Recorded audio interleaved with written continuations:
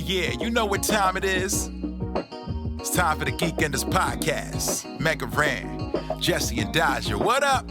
Let's go. Yo, it's the weekend. Yeah, it's time to geek out. Let it begin. Go on, stream and shout. It's Jesse and Dodger, so give them a follow and see what the Geekenders are all about. Yo, it's the weekend. Yeah, it's time to geek out. Let it begin. Go on, stream and shout. It's Jesse and Dodger, so give them a follow. #1 geek podcast, without a doubt. Yo, another end of another long week. Got a job and a kid, I know that you all beat. So take a second, grab a drink and vibe while we catch you up in just a matter of time. On gaming, comics, whatever you're doing.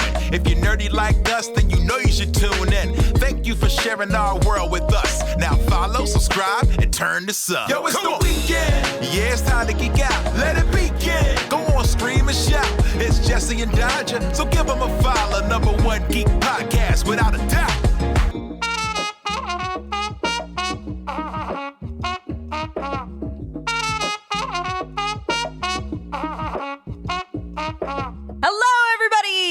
Hello. Welcome to Geekenders. I didn't give them any sort of a run-in on that. I feel really bad. Hello. Nope.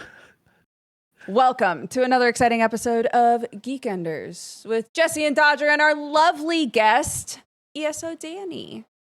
It's me. Hello. Who I have just met recently. And I think we vibed very well. So I'm so glad that you're on the show. How did this meeting happen? Whoa. What do you mean just met recently? What was the It's a good was it story. a meet cute? What happened? It is good. Part of it is NDA. So we can I do want to talk about our first meeting, because we were literally, well, metaphorically, we were put in a room and we had a vibe check to see if there was a vibe between us. Yes. What is this? Whoa. That was very strange. All right. So what? You're clearly under NDA. So I am going to try and interpret this. Okay. The two of you went to a cult. And while you were there, the cult said, hey, we need people to group up for the next activity, which may involve some form of sacrifice. And we need to know that you vibe together, because if you don't, it's going to make the sacrifice really weird. So we're going to stick you all in a room together. We're going to call it 7 Minutes in Heaven. And if the two of you can sacrifice someone in that room, then we know you're ready for prime time. Yeah, I mean, you're almost there. You're so close. It was in a glass box and people were observing us while we tried to vibe together. That's so weird. That's way weirder than what I thought. Yeah. There were a bunch of rich fat cats. It was like a one-sided mirror, and like they could see inside and see whether or not it was a social experiment to see if we would sacrifice somebody. You know. It was weird. These guys in pink jumpsuits with like symbols on their faces, and they kept yelling at us, and some money was hanging in the sky. It was very weird. Yeah, it was crazy. No, we are co-hosts for a indie showcase called Convergence that hasn't gone live yet. We can't talk about what's in it or any of that sort of stuff. But yeah, they basically came to each of us individually to be hosts for it. And then they were like, but we need to make sure that you guys don't hate each other. You could either not like that. We could have beef. We've never met. We could have beef because we're streamers. So streamers always have beef with each other for, I don't know, we've stepped on each other's toes. Or the other reason was maybe like we just can't, like, I don't know, just chat and mingle, and there's no chemistry. It's just boring to watch. Let me ask a question. Yeah. Is there still the potential for beef? Because we've been looking for beef with this show. True. Oh, damn. That's how you get ultra famous, is if you like beef with someone. And I'm just, even though there's like, what is better? This is a genuine question. Beef with no history or friendship that blossoms into beef? Because I feel like that's got some like loaded, you know? Yeah. Like, then it's it's worse because you were friends before. Yeah. I like the element of history there, because then when you have beef, you can bring up like some deep dark stuff, you know. Oh god, yeah. I think the best way to like create beef is to get a bunch of friends together, put them in like, you know, a LAN party, and then play like Mario Kart. Like that is how you create beef. You know, like friendships, relationships, everything just gets thrown out. Right. I feel like this is a process. Learning to beef. You can't just walk in onto the stage and be like, I'm beefing. You gotta like start from the ground and work your way up from the hoof up to the snoot. You gotta get that beef going. I feel something like, to lose. oddly enough, we were put into a call to see whether or not we would, have good like friendship chatting chemistry. But it feels like people with beef would also need some sort of a vibe check to see like, is your beef exciting enough? Oh yeah. Like no, you can't. You can't start a beef with someone and the other person not reciprocate the level of beef that you have. Then like if I come at you with full beef and you're like, fourth a pound of beef, that's not good beef. I do have to then say, you just come off as super aggressive and the other person's very relaxed. As the observer, when there is a situation, when there's some sort of drama where one person's like, they're my rival, I hate them so much, and the other person's like, I don't even know who you are, I eat that up. It's just so awkward. I love it. It's so awkward. I just love it. I don't know. Maybe that's messy of me. No, that's great. Who doesn't love that? Like, we always love to see that, When someone comes in at this energy level and the other guy's just like, what? Yeah. It's so much worse to be neutral. If somebody loves you or hates you and the other person is neutral, it's like, oh, that's disappointing. So is this secret? Yeah. Anyways, is this secret thing a thing that has already happened, or is it a thing that will happen? We have our segments are pre-recorded, so we've recorded it. We know everything that's in the show, but that's the part that's NDA. Yeah. We can't talk about what's that's actually the one in thing the show. I never realized was the fact that we've watched, like, as gamers, you watch so many game showcases, but I never realized how much effort actually goes into it behind the scenes to put that kind of thing together. It was a lot of work. Especially if it's not just live streamed, right? Like, I feel like you can just wing it when you're live streaming stuff and you're just reacting to things, but this was, there was so much work went into this. Like, not just, I think you see the co-host and you're like, oh yeah, they're doing their thing, but oh man, there's so many other people that are working behind the scenes to put it all together, and that was what was super surprising to me. So being a part of that was really cool. Question yes. for the two of you. So I get a vibe of this without you spoiling anything. We'll answer if we can. Did you have to dress up, or were you just in t-shirts? We did not dress up. I think it's okay for us to say that. Yeah, I think that's okay. I feel like I'm like, what vibe we're giving off here? Where like, what do you think that is gonna happen in this show where we're dressed up? I think he means like, were we like really put together? Oh, okay. Were we like, formal? Yeah, were you like in I see. Like in a giant dinosaur suit, or like there's levels of indie showcase. That's true. And sometimes indie showcases get like a little too big for their britches, and sometimes it's like, we're doing indie games, let's have fun. And sometimes it's a cult, and I just want to know where you were. And sometimes you get thrown into a glass chamber with some rich fat cats, and you sacrifice a guy. Rich fat cats. Yeah. Which happens. In my version, I know Dodger's like rich fat cats, and I think you mean just like wealthy dudes, but in my version, it's you in a glass box surrounded by giant cats who are smoking cigars like, meow. That would be better. Version, Jesse. That would be better, yeah.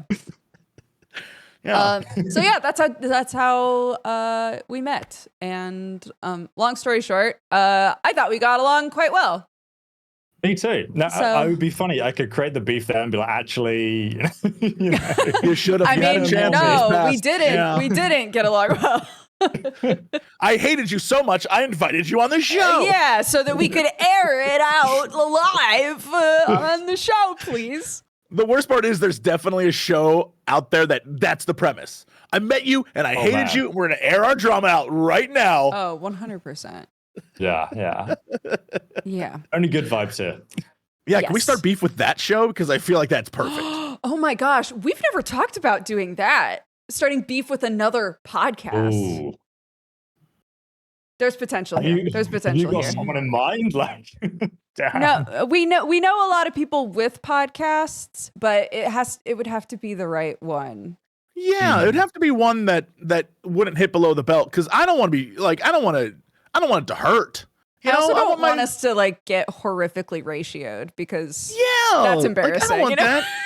I don't want us to be the guy that's like, I hate you, you're my rival, and they're like, we don't know who you are. We can't do that. Yeah, no, I don't want that. Side of Who's that guy?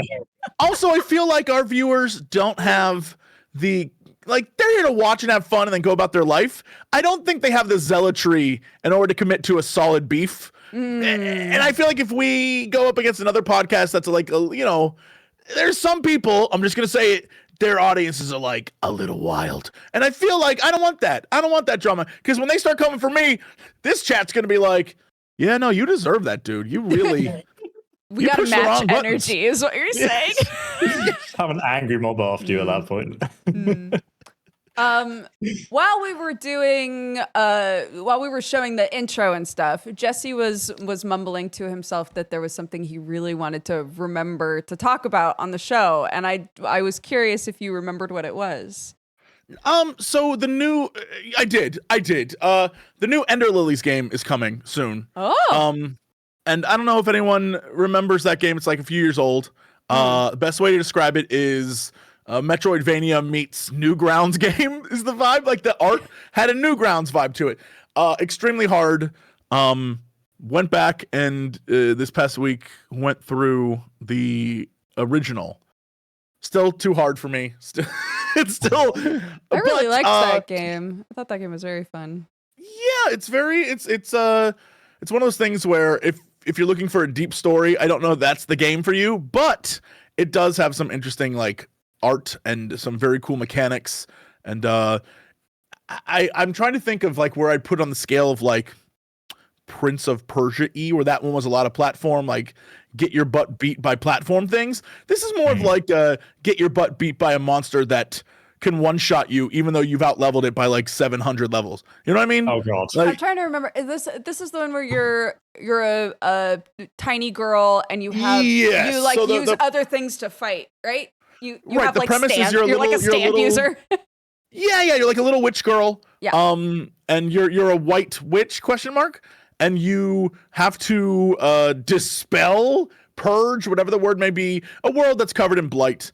And something has happened, and you wake up, and a night ghost ? Is like, hey, I'm here to protect you, and I'm gonna like come with you. So you walk around as her, but then spirits fight for you.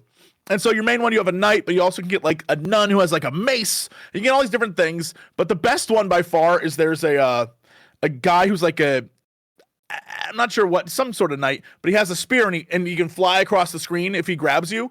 And when he grabs you to do different platforming things and fly across the screen, my man just goes, yo, the little girl just flies like Superman in his arms. It's hilarious. Like the worst ability, but you just take it for the meme value. Yeah. And it's weird because it isn't necessarily difficult, but things hit so hard that it is difficult, if that makes any sense. So like, definitely. You'll be fighting a normal enemy and he'll do like an uppercut ability that does 2/3 of your life, even though you're like level 85. And you're like, how the hell did that happen? And it's that kind of thing where you have to manage just the total beatdown you take. But I guess it's also because you're a little girl. So, I mean, like, who's uppercutting a little girl? That's a monster, which is why you have to kill him. I went to check because I thought I 100%ed that game and I was missing one achievement, and now I'm bothered. What's the achievement? Get to level 100. That's actually the easiest thing to do. Turns out I'll have to re-download the game and stuff. Well, you can max it out. There's two items in the game. One gives you bonus experience, then another one gives you even more bonus experience, and equipping both, you just plow through experience. And so it's like super, it's a fun game. I definitely hope that they, like, I would say it's a solid 8 out of 10 maybe, but I hope that the sequel is like, they learned a bunch of stuff and they made it a little more fleshed out. But yeah, I saw that was coming and was like, oh, so it was nice to go. Oh, and also, I don't know if it's still there, but on PlayStation, it's free if you have PlayStation Plus at the moment. Oh, that's great. You might as well just go grab it if you have that. Give There's it a so many shot. side scrollers like this, like what was the other one? Blasphemous 1 and 2. Oh my gosh, I love the Blasphemous games. I brought like the art book for that because I was like, the art style is so beautiful. It's so like grungy, dark, and sort of gothic. But when I actually tried to play the game, I'm so bad at side scrollers, I just can't play it. But I love the art, you know. And this always happens with side scrollers to me, where the art style is stunning, but I'm just not good enough to actually get through it. I do feel like Blasphemous 2, they really improved the like feel of it. The first one I remember struggling with like landing properly on ledges and things like that. And I think the second one they really cleaned that up, but okay, that's cool. Yeah. I have to get back to that. It's fun. They're fun games. They're weird. They're super weird. The second one, there's a weird giant floating hand. If I recall, is that Blasphemous 2? It sounds like it would be, to be fair. Yeah, that asks for fervent kisses. Is that? I'm sorry, what? What? I think it's a Blasphemous 2. There's a giant hand that does this, and when you go to it, it's like, give me fervent kisses. That was at least the voice that I gave it. I can't believe I'm typing in. I'm typing in Blasphemous 2 giant hand. Yeah. I see it. Look for fervent kisses hand. Yeah, and it's a bunch of people smooching the fingers, right? Yeah, I'm looking at it right now. That is the thing. Super weird. Yeah, that is. Believing it until you see it. All right. Yeah, I refused to kiss that hand for a really long time, and I kept waiting for something bad to happen. Yeah, I mean, like, one day you'll come back and it sounds smooch my forbidden. fingies. It's very weird. That whole game. I mean, I do think the first Blasphemous, the reason that it did as well as it did, despite it not always feeling like that good to play, was just the aesthetic and the style of it was so good, you know, and very unique. Yeah, so Blasphemous 2, very good, I think. I'll have to test out now you said that, because the first game put me off because I was just like, I'm not good enough to play this. But at least I'm supporting their art, so that's fine. Do you enjoy Metroidvanias in general? I don't really play them, to be honest. I'm terrible at side scrolls. I think like Castlevania I played as a kid, and then I was like, yeah, this is pretty difficult. But mostly roleplay games like 3D Worlds, that kind of thing. I'm with you on the role playing game side. I think because I played so many when I was young, I'm more geared towards that than Metroidvanias or platformers. The last time I really was into Metroidvanias was like Symphony of the Night, which is a long time ago. And so I don't have a lot of modern Metroidvania experience. So when I play them in my mind, I'm like, got this. This is gonna be easy. And then I'll just see a ledge, and the ledge will be something that I have to have a double jump or some special thing to get to, and I will try. I'm like, maybe I can do that. And I had to like readjust my whole brain. It took forever. I'm talking like years of readjusting to be like, okay, I cannot get that right now. Right. And I understand. And so once you like get back in that mindset of, okay, I just need to play, because I have that weird completionist vibe where playing an RPG, if you're walking down a hallway and there's 3 ways, I'm like, I'm going every way but the right way right now. And in a Metroidvania vibe, you cannot do that. You have to just accept going where you're going, and the adventure is you will find it all eventually. And it like drove me crazy for years, where I was just like, but it's right there. And if I just, why can't I? But it's right there. Yeah. So you just have to let go. It's a little bit of ego death or something. You just got to let go of it. Yeah. No, I'm definitely the RPG player who just likes to do the weird things in the game to see how far you can push it. That's a lot of fun to me. Similar in D&D, that's always fun. Did you get into Baldur's Gate? Oh god, yeah.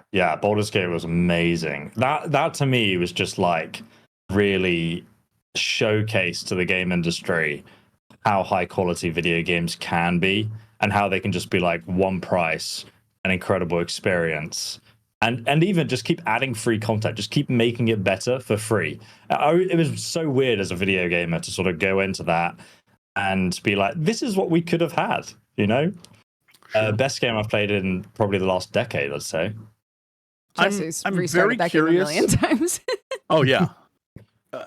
I'm really curious what their follow-up will be and how that will go, because I'm hoping this is not the case. But one of the things I've noticed is a lot of the times when a company who up until that point has produced good games, but not like universally recognized games, when they have their first big hit, everyone's like, that's how you do it. This is how games should be made. This is the future of gaming. And then the next follow-up usually is suddenly, because they have attention, money is being thrown at it, and different people have different opinions, and the people who had, like, there's all sorts of layers, and the next one never really lives up to the hype of the first.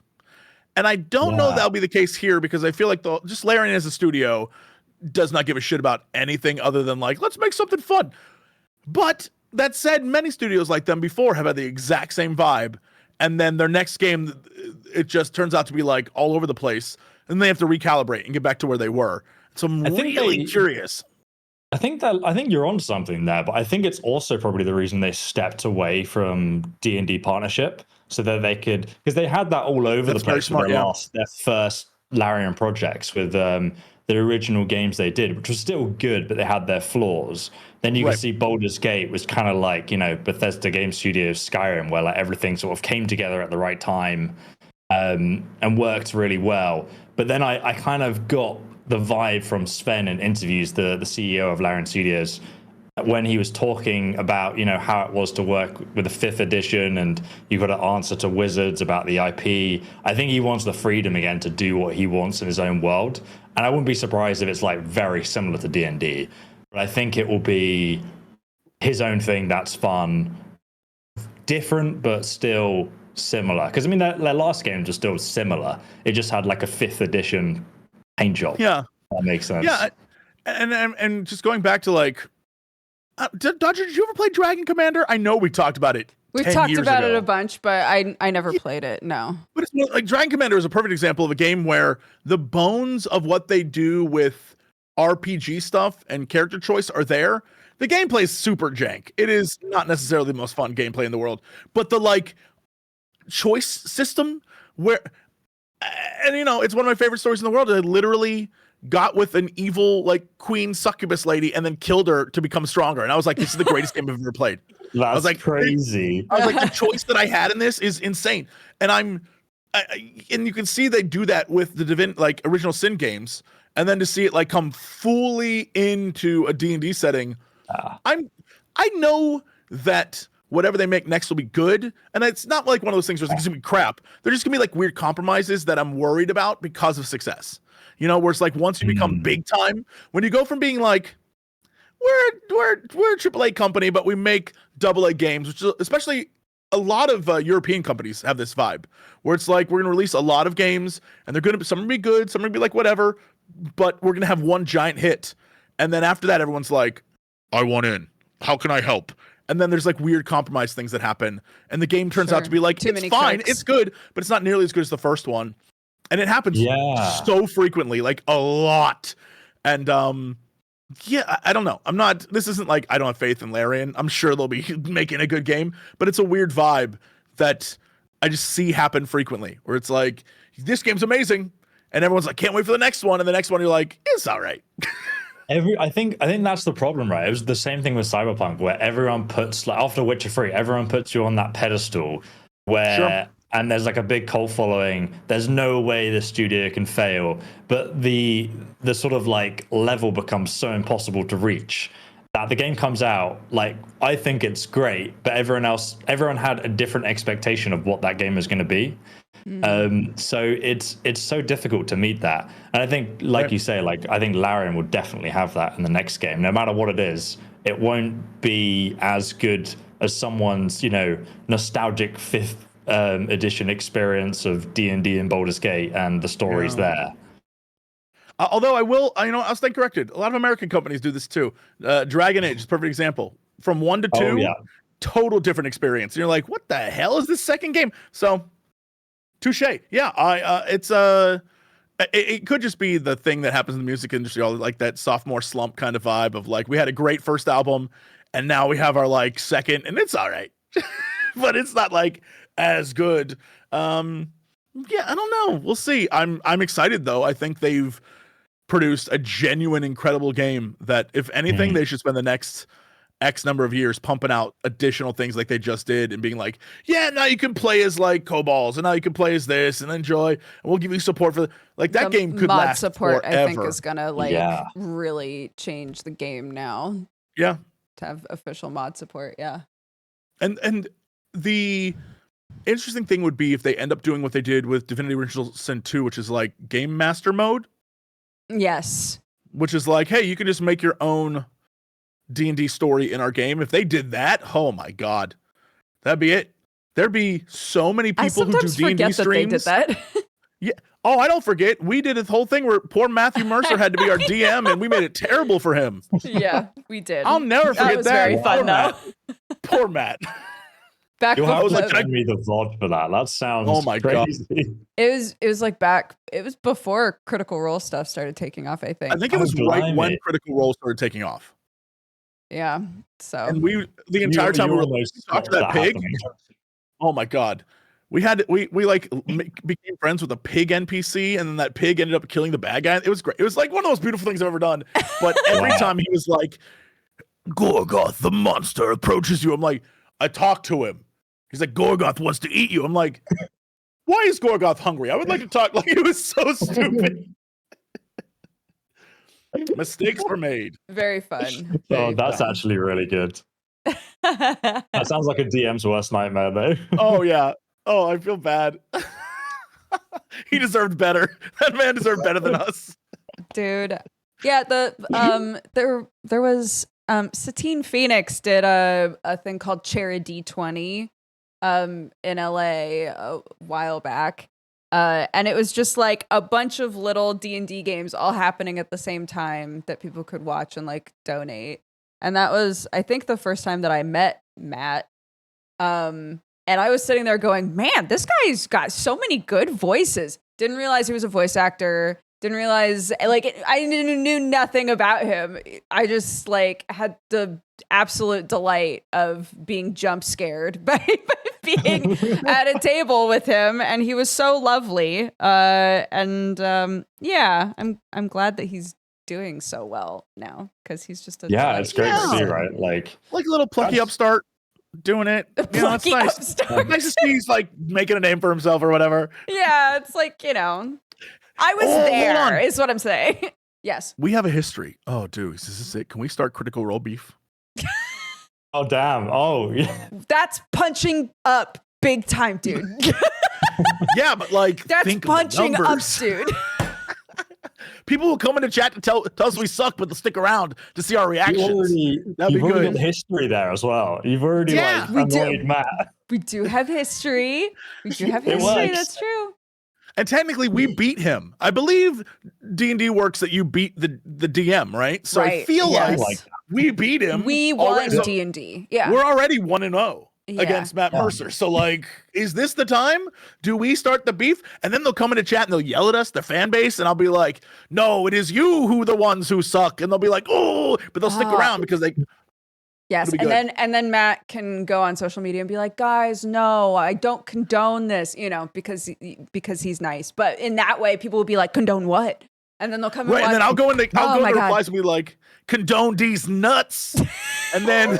Right? And then, like, the beef will start. Right. Then have to do a YouTube video addressing the controversy, and it will go up. Yeah. Yes. Here we go. You know what? I'm on board. Yeah, let's do it. We're gonna get destroyed. Have you ever? Not to use our incredible audience to drive traffic to Critical Role, but like, have either of you watched Critical Role? I can't. I don't have the fortitude. It's so long. Yeah, I watched one where they did like a one trick in the Elder Scrolls Online universe, which is quite funny because like some of them obviously had no idea like the kind of races and characters that they had to play, but they were just like running with it, and it was still pretty funny. But like, yeah, it's interesting when they've got to kind of do that IP crossover, but you don't know much about the IP, and there's all these fans watching. It must be so hard. I will love say, watching new players though. Sorry, Jesse, go for it. no, haven't watched the show. I've even told this to like at this past Game Awards. I was talking to Matt Mercer. I was like, dude, I have not seen the show once, not once. However, the animation, great. It's good stuff. Vox Machina, yeah, it's great. It's very good. Go watch that instead. You don't have to watch 800 episodes of a D&D. Just watch that. This is it. This is the start of the beef. This is it right now. Yeah. Wait, hold on. Our start of the beef is don't watch their show, go watch their other show. That's the start of our beef? Yes. Yeah. Don't watch the show they do. Because go watch the other Vox show Machina is different from the Critical Role podcast show thing, right? Is it a podcast? Does it count as a podcast? I guess because they're on like story 3 or whatever the hell you call that. And that would be their campaign 1. But their campaign 2 is also being a story. Look, when is our story going to be told? Amazon, call us. So true. Does Amazon not know of the D&D legend of Grubthak the Deballer and Dodger's character, who I don't remember the name of, who would set herself on fire, and the only way to put her out was to pee on her? What is wrong? Like, that one of my first D&D experiences, Danny. I love that. Just to give you an idea. Yeah, our sweet Dodger decided to be some sort of mage that you sacrificed a bunch of abilities just so you could self-immolate and hug people to death, I believe is what your ability was. That's beautiful. It was very good. But the DM made a roll in order to determine if you could put out the fire. And one time she could not. So I had my spirit wolves pee on her and it put out the fire. So what I'm saying is, why isn't that Amazon TV worthy? Don't people want to hear? That's good TV. I mean, really. What about our story? Right? Like, what about the story of Grubthak the Deballer, a man who takes the balls of his enemies? I can see nothing going wrong with Amazon, putting that out there. And poor Danny, like, how do I respond? Yeah, no. What do I say? I was kind of like, when I came on here, I was like, I don't really know much about the podcast yet, apart from what Dodger sent me. I've seen a few things, and here we are, just taking people's balls as trophies. Starting like, beef. Yeah. Swear on the podcast? I don't know. Like, we can do anything. I mean, we can talk about just about anything. Yeah. Hey, on a positive note and a totally different upbeat note, sure. The new Mana game came out. I've been playing that a bunch. The new Visions of Mana. Yes. Out of all the Mana games I've played recently, it's the most like OG feeling. Even though it is clearly modern and updated and has a 3D vibe to it, it feels like you're playing the old games. Even the enemies have that like, why are we killing this? This is the cutest thing I've ever seen in my entire life. This guy's like the biggest little goober, and he's like, man, and you're like, kill him. That guy's evil. And you're like, okay. It's I trust you. Yes, you die. Yeah, it's got some really cool fight mechanics. You can switch out weapons, so you can have like one sword or giant super sword. Different characters can have like a boomerang or a staff. There's all sorts of different things you can do. The magic system feels very old school. You have like all the old original, I don't want to say summons, but elementals like Undyne and Umbra, all those guys. It feels great. It's not gonna be everyone's cup of tea because it's so very anime. Like some say the anime-iest, but it's very fun. Gameplay wise, having a blast. Yeah, I'm like vibing over here with some old fun games. So like, shout out to Visions of Mana. It's a good vibe. Yeah. Oh sweet. Okay. I've never even played any of them. You didn't play the original one, like Secrets of Mana, the old RPG. I've heard of Secrets of Mana, and now they've redone it. I just googled it, all in 3D essentially. Yeah. Secrets of Mana is an incredible game. One of my favorites. It's during that weird period during the 90s where Square could do no wrong, and it is a phenomenal experience.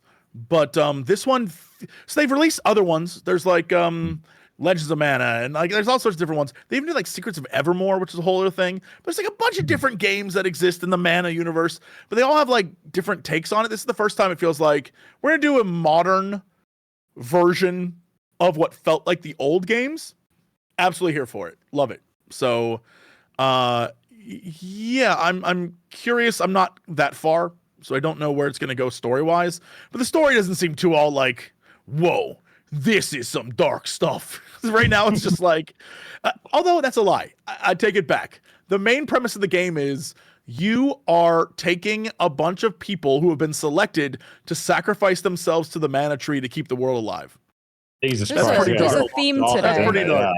Yeah. However, with that said, everyone's thrilled about it. Everyone has this vibe of like, yes! But a character who I'm convinced is going to be the villain, his whole thing is like, they wanted to sacrifice my girlfriend, who, by the way, hot redhead, and I'm with him. I would have defied the gods on that completely. And he's like, they want to sacrifice her. And I was like, hell no. And my town got destroyed. And I'm like, but he's like so nice that I'm like, hold on, is this guy really gonna be the bad guy? But I feel like he's going full bad guy.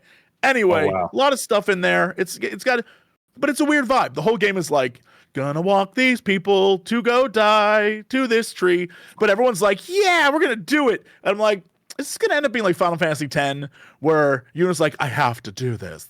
And it's like, okay. And then by the end, she's like, that was a terrible idea. Why didn't you try to stop me? I feel like that's going to happen, but we'll see. Good vibes. Good vibes. Good vibes. Danny, do you have a good vibes game that you played this week? I've been playing a few games this week. Okay. The new Harry Potter Quidditch game. And then the opposite, which is Warhammer 40k Space Marine 2. Oh my God. Sam, my husband, has been playing that constantly since it came out. Yes. I love that game. It's fantastic. Just I think they've done like a real fan service. I don't want to spoil anything, but if you played the first one as well, there's like, you know, narrative plot twists that all make sense and all sort of, it really, like, you know, especially if you play the tabletop, you've got like all these miniatures that Games Workshop makes, all these different armies and whatnot. And then seeing them finally all in action in the cinematics, kind of like how you try to imagine them as a child in your head, is really cool. Like having that come to life. Can I ask a question? I think it's, go on. So you've played a lot, yes? Oh, Space Marine 2, yeah. Okay. Story-wise, the first one ends on sort of like, what's happening to our boy? Where's he going? Is that addressed at all, or does my man just show up like, I'm back? Yeah. Don't worry about it. No, it's totally addressed in a really cool way. Okay. And I just don't want to spoil it because it's done that well. And a lot of the things that happen in the first game come up again in ways you like. They're kind of like, oh damn, okay, you know, and you kind of have to play through it to experience it because it would totally spoil it if I sort of like said why it was so cool. But yeah, playing through that main story was great. And like all the different creatures and the animations and like the executions and stuff. I wanted the campaign to be longer though. It was only like 6 hours, 20 minutes took me to play through it. And I was like, damn, I just want more of this. Why does it have to stop? Sure. What can I have no idea. I haven't looked. I haven't watched anybody play it. What genre is this game? Because I don't think it's what I think it is. So it's like, what genre? So it's sci-fi, I would say. And it's very much like, so have you played Doom Eternal? No. Okay, so fuck. How do I describe it? Like, is it an RPG? Is it a tactics game? Oh, no, so it's an action game. It's an action game, like a beat 'em up, like sort of killing everything in front of you sort of thing, with very minimal story elements that are like thrown in at the start and end of each mission. Like Dynasty Warriors? Gosh, I've not played Dynasty Warriors in a long time. On a experience level, like not a gameplay level, but on like an experience of I'm murdering a lot of people. Yeah. Yes. Okay. Yeah. But not on like like I'm running in and twirling a blade and like there's a set map in the thing and I have to. It's like a different vibe completely, but it's the same like it's a linear map with like bosses and stuff like that. It's to be fair, usually I don't like games like this that are like a linear corridor that you go down and it throws enemies and little bosses after you and stuff. But because it's in an IP and a world I love, like I'm just like, sign me up. This is exactly what I wanted. Yeah. I mean, I guess, yeah, chat's saying it's like Gears of War. I mean, I guess I would say that, but Okay. That kind of combat style, apart from it's very much like, so you have like armor, and to regain your armor so it doesn't damage your health, you have to constantly like be executing enemies or doing like the responsive kind of combat elements. So it kind of feels a bit like Bloodborne, where you have to regain your health or like armor by being aggressive. So it's kind of, it always feels like very engaging gameplay because of that. I feel like if it was just like, you know, Gears of War where you've just got a health bar and then you die, it feels a bit dated now compared to like this way of things, which is a bit more like Doom Eternal, where you have to be in the action to regain your health and survive. So I kind of like that element of it. That kept me excited about it, I think, as well, instead of just like, oh, I'm killing this enemy again or something. And also just lore-wise, like in the universe of 40K, right? It would be so stupid if a Space Marine like did a cover system. You know what I mean? Like, you have to be aggressive. You have like, you're not going to be this big walking armor, massive man, and then just be like, and then hide behind a wall. Oh, shit, I gotta hide. Like that's stupid. Yes. Let me take cover. Yeah, you want the experience of being a mass murder machine, and you're like, oh yeah, bugs, kill them, and then chaos, which is definitely not in this game. No chaos at all. Yeah, you got to kill that too. So, yeah. Yeah, it works well. I think the developers at one point said, "Oh, we've only got like 3-player co-op missions because if there was 4 Space Marines, then you'd be too overpowered." Right. And I was like, yeah, I kind of like that. Get out. That works. I'll let you off. Sure. Yeah, it looks I'm super very fun. new to the. I've only recently started to learn what Warhammer 40K is even about, or like any of that. So the hold on, Dukes. I'm so curious. What do you like? How would you describe 40K to us? Warhammer 40K. How would you describe it? Just off the top, just off the top of your head. How would you describe it to us? Yeah. Body horror, fantasy, sci-fi. I mean, what is body horror? Right. Because like all of the technology is made out of people, right? I mean, it depends. I mean, in a way, you're not wrong. Like, but like, there's an element of that for sure, which is like really dark and twisted. Yeah, I mean, that's really the whole thing. Your perspective of it. Yeah, the whole thing is just imagine the future, but the future just sucks for like everyone. Yeah, everybody's awful except orcs or ogres. Orcs are awful, but they have the best time probably. But they're happy, right? Yeah, like they're happy nice about time. it. Lots of like weird religious zealotry about a dude who might just be a dude. Or he might be Jesus. So like he might be Jesus, but he might also just be a guy. He might just be a really powerful guy. He might be a guy. Right. Yeah, and then if people are like into that guy enough, and then you do a thing, and you're like, that my dude wouldn't like that, then you might get turned into a computer or some shit. I mean, that's how you might become like a skull computer. Yeah. Like that's all. It's all good. Yeah. Right. So okay. That's what I know. Yeah. No, that's true. That's true. Yeah. And the guy like built a bunch of sons, and some of them love him and some of them hate him. That's true. Do you know why some of them hate him? Yeah. What? Do you know why some of them hate him? Because they found the truth is the reason. Are you about to pitch chaos to everybody right now? In a universe so corrupt and evil. Yeah. Mm-hmm. Isn't it more likely that in the dark depths of space, in the void itself, that there's an answer, a real answer to the pain you must be feeling? Have you ever wondered why people so freely join chaos? Because it's liberation from the sorrow of their everyday existence. To sound like heresy. It I does don't think sound so. like heresy. I don't I think can smell so. heresy. This is sounding like heresy, dude. Zeech heresy get on here. You know what? You know what is heresy? Not bringing skulls for the skull throne. Not having blood for the blood god. Not giving in to your base lust and abandon. Not having boils all over your body that make you feel good. Also, is it the past? Is it the future? I don't know. When is now? These are great questions. I think only Might can be a long, long time chaos. ago in a galaxy far away. Who knows? Or it might be the future. Or it might Who be the knows? future. Who knows? Anyway, burn Jesse. Yeah, burn Jesse. Turn him into a computer, and let's get rolling. Anyways, yes. So that's what I know about 40K. It's very slapdick. I think it's actually it's a pretty good assessment. Thanks. Just like on a surface level, yeah, this is kind of what's going on. It's like, well, yeah, kind of. How long have you been doing 40K stuff? You said said since you were a kid.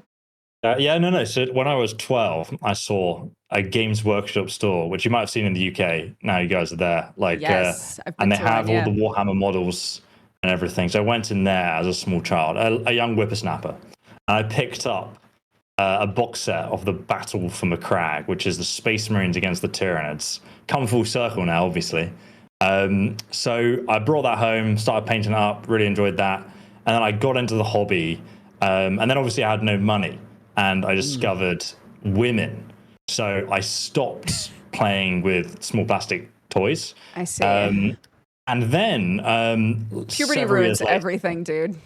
They do. And now I've paint Warhammer with my wife now and again. So it's come full circle, It's turned into, it's now like, I mean, it's kept our love life alive. No, I'm joking. So got back into it again at university, and then I had some money, so I could actually afford it because it's just super expensive. It's not got any cheaper, unfortunately. Yeah. But yeah, no, really, really enjoy playing it. The tabletop side of things. The only issue is they update the rules every year, so you just can't keep up with what the hell's going on with all the rules and whatnot. But my friend who's a lawyer, he knows everything back to front. So I'm like, okay, we'll play a game, and I've painted this stuff, and you tell me if I'm doing the right thing or not. Right. And that's how I play the game, basically. Yeah, I do feel like there's a scale, right? There's tons of people who are like, I find the hobby of painting the miniatures really nice. I love to paint the little guys. And then it scales all the way up to I paint the little guys and I also play with the little guys all the time and I know the rules really well. And there's like a huge gap between those two. And some people just the game love, is really complicated, books. Isn't it? Yeah, the game's super complicated. Some people just love the books and the lore as well. Like I've met people who didn't even know there was a tabletop, but they've read all the books, all the Horus Heresy, which is several books long. Or listen to the audio books or something. So they know the lore really well, but they've never picked up a paintbrush and painted a miniature. So it's really weird how many different people approach this IP from different directions, whether it's arts and crafts, video games, or reading the books and stuff. So it's super, super interesting. I will say, I just want to interject here. It's a very expensive hobby. Oh God, yeah. It's extremely expensive. There is one way to lessen that expense, though. Did you know that chaos units can be used for both 40K and Get out of here. Age of Sigmar? I'm just saying, both can. So if you buy just chaos, you can double dip. And I feel like, isn't that the answer we all should be? You save money and your chaos? I'm just saying. True. It is true. I mean, to be honest, back when I was at university, I got I think it was Khorne Demonkin army, and you could triple dip. You could play in 30K, you could play in 40K, and you could play in Age of Sigmar. So all three genres. A lot of the chaos units, when you get the models and you put them together, there are bits where it's there's one that I have where he's standing on a body, and the body you can swap out either a knight or a space marine. And I'm like, this is the best option. Chaos is so affordable. I'm just saying. Come on over. We're waiting for you. My singing teacher's son is really into painting Warhammer minis. And he's cracked the code. He waits until people like us buy the figures, don't paint them, and eventually put them up on like eBay or something or Facebook Marketplace. Oh yeah. And he goes on there and he gets them secondhand and then paints them. And the price difference is crazy. Oh, it's true. I mean, like this. If you know about this is very impressive because it's like a plastic crack addiction where you just buy plastic unpainted because you don't have time as an adult. You can finally afford it, but you have no time to paint it. And then you end up just hoarding all of these different miniatures that eventually are like, oh, they've released more miniatures. So you sell the old stuff that you've kind of gone off now and you're not interested in painting that army anymore on eBay. And sometimes even like they had like a price increase over COVID. So I actually made money on the stuff I'd brought at a cheaper price that I hadn't painted yet. So it's amazing, like now actually. It's just like, it's better than socks, We just buy Warhammer products and sell them on eBay. I must stress to everyone, if you want to like just attempt to get into it and have fun, this isn't shameless chaos promotion, even though it is. There is a unit called Slambo. If you can find Slambo, he's always cheap. It's just Slambo by himself. I call him Slambro. And it's just like a knight with 2 axes. If you want to just learn to do it, that's the best one to do it on. He's like a little too big. There aren't a lot of like little things going on there. You can just learn. Shout out to Slambo. He's baby's first chaos. He's my favorite guy. Everyone get yourself a Slambo. And you're going to sit there and just learn to do it. Someone in chat and then you're in. Someone in chat was mentioning Gunpla. I haven't built a Gundam in a hot minute, but that's also very expensive and such a fun hobby. Yeah, I mean, like I'm curious, where is there like something, because obviously you got like the Gundam miniatures and you can paint them and you can build them and whatnot. Is there like something beyond that? Is there like a show or anything that goes with it, or is it just like yeah? Because I don't know anything about this. Oh, there's tons of Gundam anime, like lots of different ones. Wow. And so every time an anime comes out, you can get the Gundams that are in that show. I had no idea about that. It's crazy. It's awesome. Yeah, and some of them are ridiculous. One of them's basically like it's like a cross between Gundam and Sailor Moon. So it's like a pretty soldier Sailor Gundam magical girl. It's my wife fantastic. Actually might be interested in that. That's wild.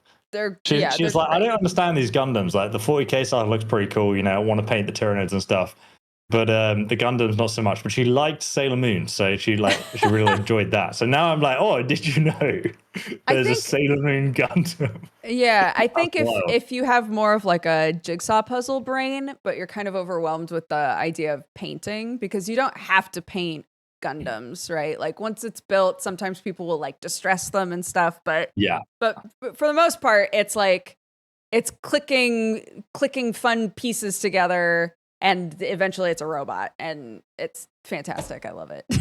Who doesn't love robots? But I haven't done one in forever. Build an IKEA Gundam, which is pretty dope. An IKEA Gundam. An IKEA one, yeah. Yeah, I think it's on his Instagram as well, maybe. You have to check it out, but like, what a great idea. So fun. Anyway, sorry, I got us off of 40K, but... Oh, no. The hobby is always good fun, man. I love talking about it. Is there, Dodger, like, what have you been up to this week? Is there something that you've done?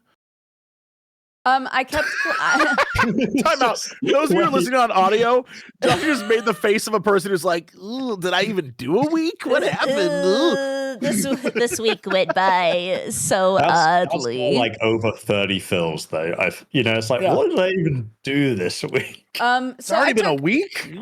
I took a couple of days because my kid went back to school this week. So I took a couple of days. We camped.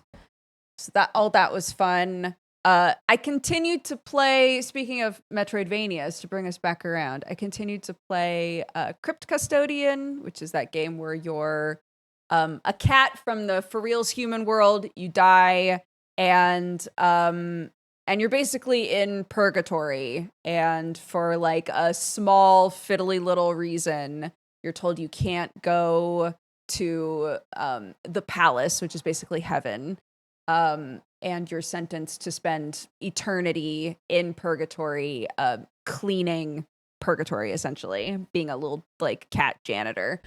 And you meet some other spirits, and you decide, screw that, we're gonna dig our way into the palace, and it's great.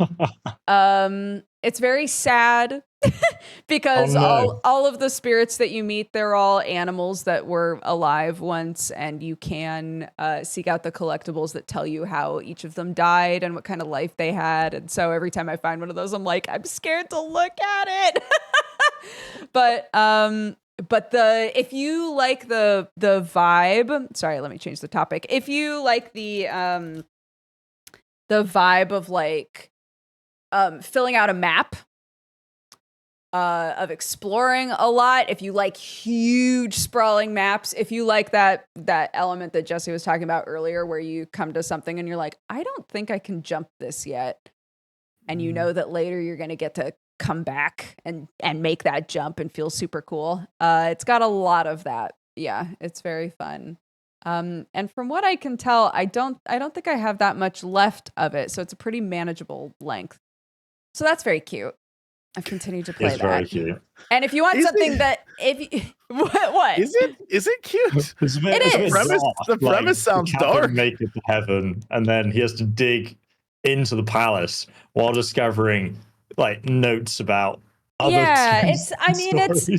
it's bittersweet, right? It's like you're a cat that died, right? But you're meeting all of these other spirits, and they talk about, you know, what it was like for them to be alive, and there is this sweet element that makes you think about just like how simple the sort of simple pleasures of being an animal, right? Like all of these different animals, what sort of things would they have loved while they were alive? And I think that part of it is very sweet, and the writing is really, you know, it can be really funny, and it feels nice to play. So yeah. Okay. That's cute. And then on the flip side, I played a game called Dale and Dawson Stationery Supplies. Have either of you guys heard of this game? I'm gonna Google that. No, what? Okay, ready? All right, so this game is Werewolf Among Us, but set in the office. You can literally be in a like recreated version of the U.S. Office show. I love the All-Star. Yes, it's very silly. It has proximity VoIP. You can have like up to 20-something people, I think. And the way that it works is one person, when you load in, one person is the manager.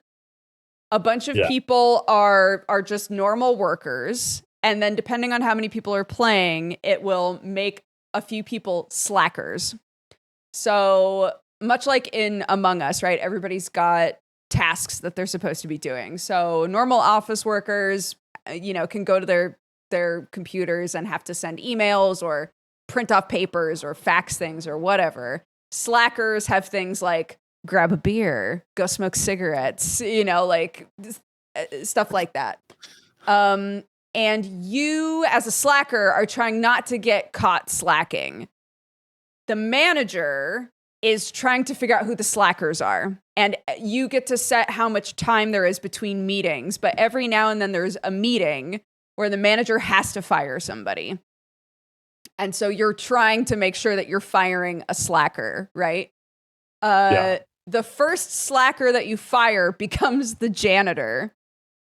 And the janitor can decide whether they want to help the manager and like be a little sneaky Pete and spy on people, or help out the slackers.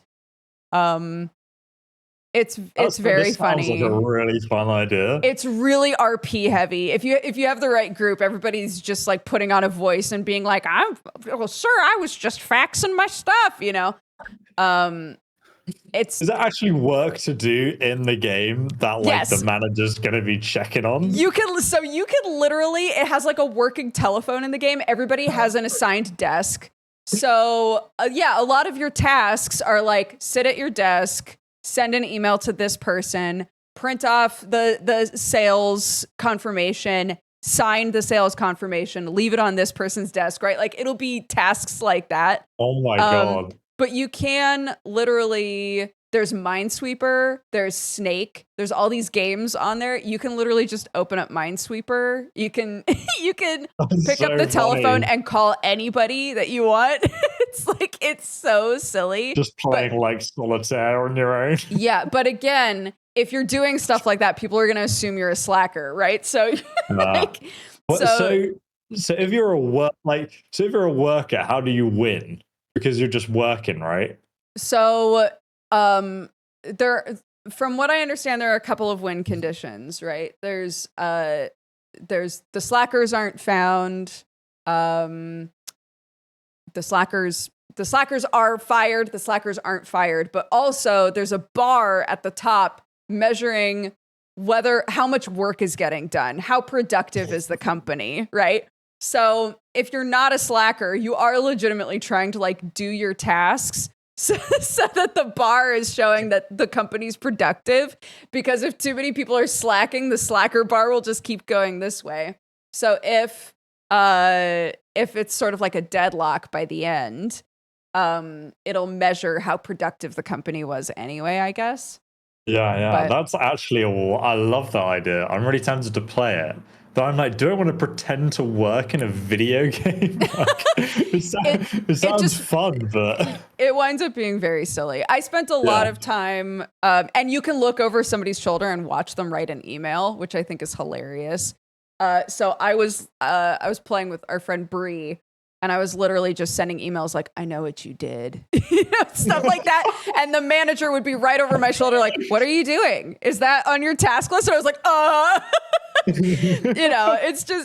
it's goofy. It is very fun. Imagine playing that with random people online. That would just be like chaos. Yeah. I don't know if you can play it with randoms. Okay. So you've got to convince your friends there's this game where we all have to pretend that we have an office job. Right. I'm actually going to link this game to my wife and see if we can convince some friends to play. I keep thinking if you could pull off an Office Space and just be like, you know what, Michael, I'm not going to come into work today.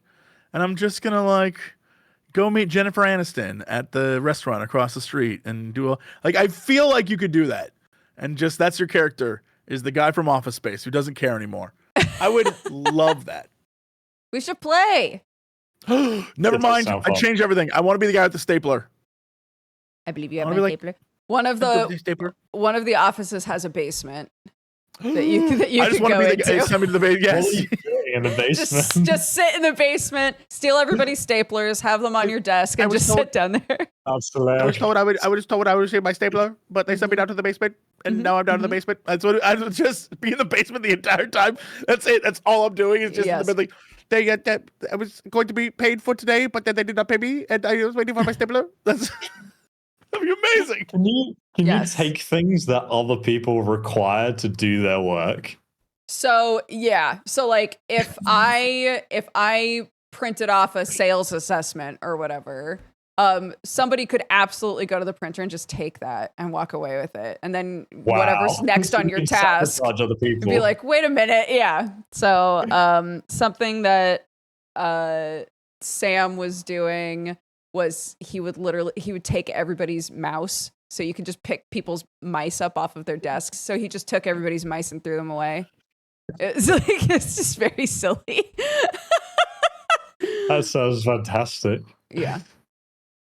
I can't imagine anyone actually getting any work done in this game. Like the manager actually winning would be impossible.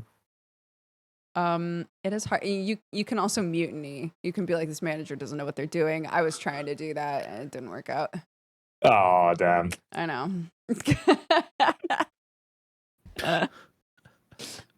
But yeah, now that I know how the game works, I want to put together big groups. If you guys want to play, Yeah, I'd be tempted. I mean, when you said the name though, I was like Dale and Dawson Stationery Supplies. Like, what the It heck doesn't is this? sound like what it is. Yeah. It doesn't sound like it would be fun. Can I It ask a sounds question? like a prop hunt thing where you're like pretending to be a stapler in an office when people have to find you or something. Yeah. Yes, Jesse, what's up? Dukes, when you play, so if I were to play with you, Yeah. I've determined what my actual play style now. I Okay. want to be Stanley from The Office. I want to come in, do my work, and be like, I'm done, and leave. Like I don't want to talk to nobody. You want a just, mortuary assistant, Dale and Dawson. yeah, I'm gonna do my work, and if any of y'all give me trouble, I'm gonna give you sass and be like, I'm here from 9 to 5. I don't like any of you. I don't want to be here. I've got a wife and kids. I have friends outside the office, and you are not those friends. And I'll just like get up and leave. I'll do my work and just go home. Right. And just be like, bye, idiots. That's what I want to do. That's how I want to play the game. And if any of you talk to me, I'll be like, not today, and just keep working. That's what I want. I created a different character on the fly each time we played. Yeah. The last one I was actively trying to get fired, and I became the manager's assistant because he thought I was so cool. Oh damn! I know. It backfired. It did. Yeah, you can tell that's a game because in no reality would a manager be like, "You're so cool." Like that's not gonna happen. Yeah, I went into his office. I stole his cigarettes and smoked them in front of him, and said, "What are you gonna do? Fire me?" And then he made me his assistant. So I don't know. That's hilarious that worked out for you. Yeah, I kept trying to be a slacker. I wanted to be a slacker so bad, and it never made me a slacker. So I have to play more so that I get the experience. You're just too hardworking to be a slacker. A baddie. Anyways. That just goes to show it'll never happen for you, Dukes. No matter what, you're like, I'm trouble. I'm the hardest trouble there ever was. And they're like, I'm such a "Aren't you cute?" baddie. Yeah, like, all right, assistant manager. No! Damn it, it's not again. Mm-hmm. So it so basically just sounds like a more down to earth version of Among Us. It's Yeah. I said that it was Among Us, but in the office, and somebody was like, Sure. It kind of bums me out that people say Among Us instead of Werewolf now. But my argument was that in Werewolf you don't have tasks.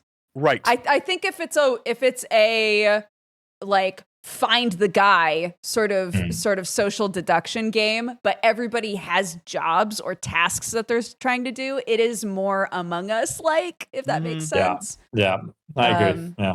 So That's cool. But that's basically Jesse and I have been trying to play a couple of things the last couple of weeks and it hasn't happened yet, so that's my bad. But maybe this week. Because you've been spending all your time playing Dale and Dawson's Stationary Supplies. Yeah. Because I've been a little Crypt Custodian cat, and I went camping with my kid.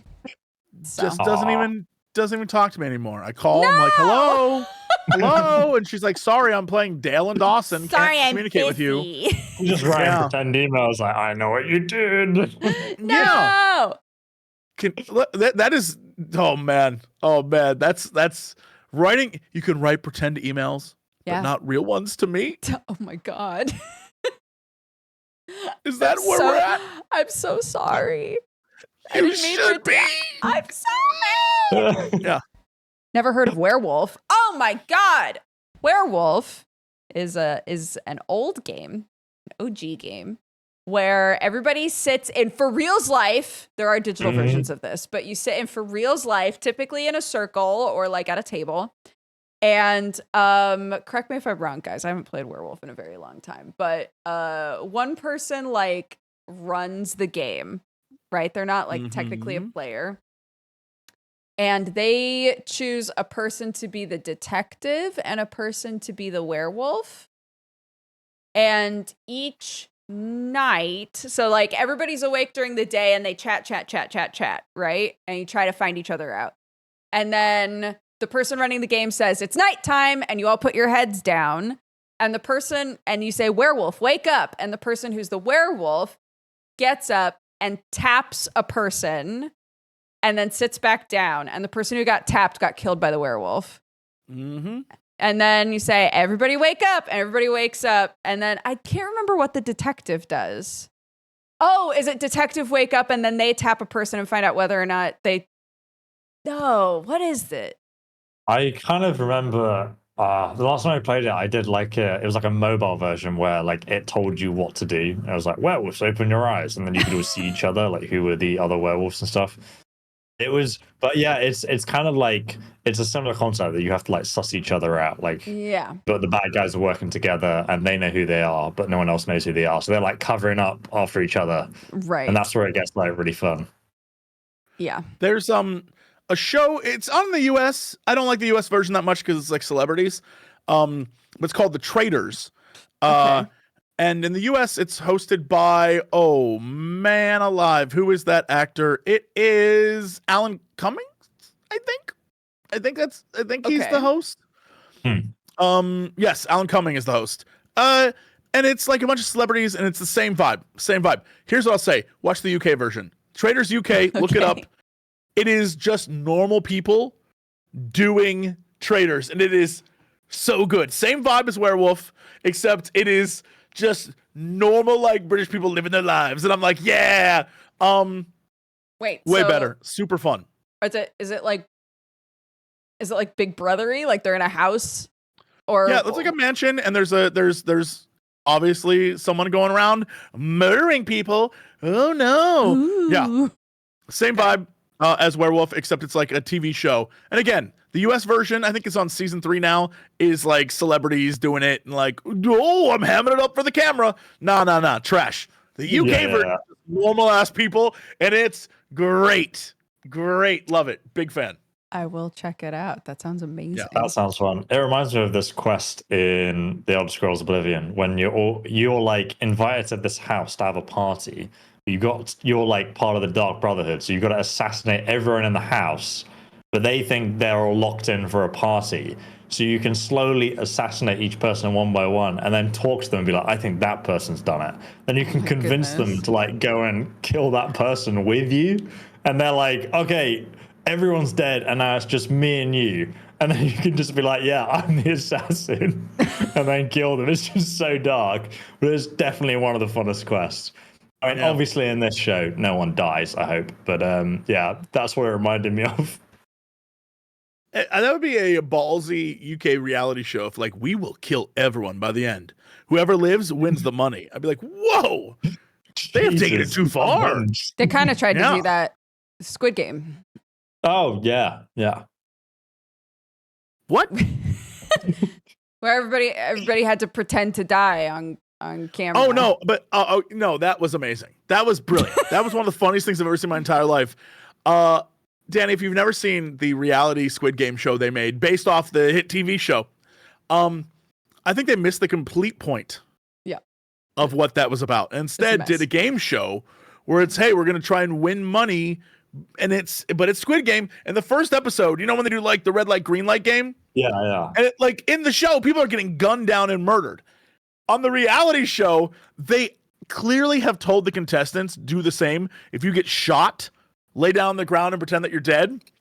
And so some people, when they get shot, they go like, oh, and they fall down dead. Some people, when they get shot, they're like, and they just slowly lay down. And some people, when they get shot, stand there and like walk off the set. It's so funny. There's no cohesion. It's so funny. None. Oh, man. And apparently I was looking at behind the scenes because it's one of the most messed up shows I've ever seen. It is truly one of the worst reality shows I've ever seen ever. And there's apparently behind the scenes that one game took hours and hours and hours to film because of all the different things they had to do in order to make it work. And so you could tell the people who died hours later because they were just like not feeling it. They were like, ugh, like walking away. It's hilarious. Can you imagine? imagine? One of the funniest shows. That sounds fantastic. Being there for hours and then getting eliminated anyway. I'd walk off too. Yeah. I'd be like, what's even worse is they try to do the same thing they did with the show where they try to do like story beats. Like, oh, there's this character and this character. But because they didn't want to reveal who the winner was, none of the people they follow is ever really important. And none of them ever really have fleshed out stories. Like one guy, he's like the jock, tough dude, and everyone hates him, and he's all bravado. But then like when he gets into the competition, dude just gets out. Like he's out almost immediately. And it's like, well, why did we follow that character at all? Yeah. What was the point of him? But it's like, well, we wanted you to like root against that guy. Well, I don't even know that man. You showed it to me for one episode. Now I hate him. I don't know that man. Like it's just one of the worst things I've ever seen. Absolutely crazy. I kind of like that. I need to watch that now. It sounds terrible. It's bad. It's bad. I'm convinced Netflix cannot make a reality show to save their life, and they're all it's like someone at Netflix said, "Hey, let's take our most popular shows and then like make a competition show out of them," and they always suck. And I'm always sitting there like, I gotta watch at least one episode of this. What the hell is this show? Why are they? And every time I'm disappointed. Every time I'm like, who greenlit? They're wasting all their money on this and not on good TV. This is crazy. No one knows how to make a good reality TV show at Netflix, apparently. No. When obviously the real solution is just copy a British one. Like, we've been doing that for years. Why do we quit that? Where's the one where we have the naked people who stand in boxes or whatever that show is? And people are like, let me see your junk. And everyone's like, okay. It's like, I'll date person number 3 because that guy got a dong. Like, where's that show in America? Why can't we have that? Do we need that show in America? Yes, we definitely need that show in America because all of our other shows are like, this man's head exploded. Isn't that crazy? It's like, no. Let's see some butt. What are we doing? We're way off the mark here. Sex sells. Oh my goodness. Yeah. Naked I feel like our country would be a little bit better if we leaned a little more towards sex. Yeah, if we just leaned a little more towards sex and a little less towards violence, America might be a little better off. I'm just putting it out there. Purity culture strikes again. Yeah. Isn't it, what is it, Naked and Alive or Survive or something? Naked and Afraid? Naked and Afraid. Yeah. Thing. Isn't that American or not? Oh my gosh, is it? I don't know. Maybe? I don't know. I know that it was on in America for sure. Yeah. I'm looking at the wiki right now. Country of origin, United States. Yep, we made that. Oh, yeah, we did. Yeah. Yeah, but here's the thing. We took naked and then added the element of fear. It wasn't like naked and feeling good. It was, we're going to make you naked and put you in a forest or jungle and scare the crap out of you. Like they took the sexuality and then made it terrifying. That's some Puritan shit right there. That was like, oh yeah, you want nudity? Sure. Well, now they're going to be terrified while they're naked. Just like you should be. Like all people should. Your body is shameful. Like that's the country we're in. And frankly, I won't have it. How many episodes do you think there are of Naked and Afraid?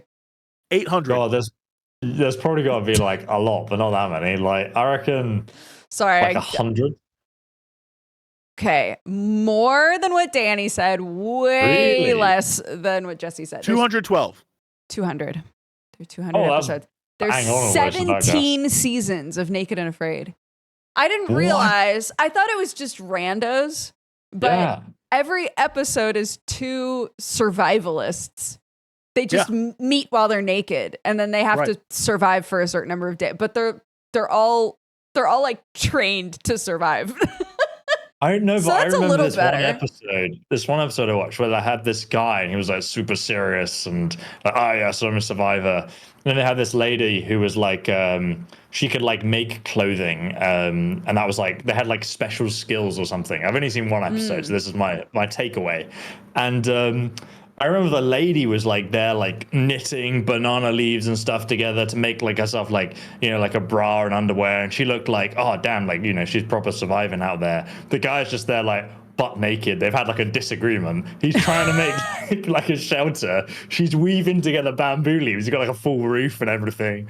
My dude's like camping out under like a stick, you know, like just absolutely dying. Apparently he left at the end, or like, you know, the lady was fine, but he left because he was like mentally not okay. He couldn't like survive out there. Just wanted to like, you know, give up basically.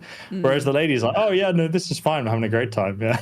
It was such a contrast because he was like, went into it like, yeah, I'm surviving. I'm like mentally and physically strong and ready for this. And he was like the first to go.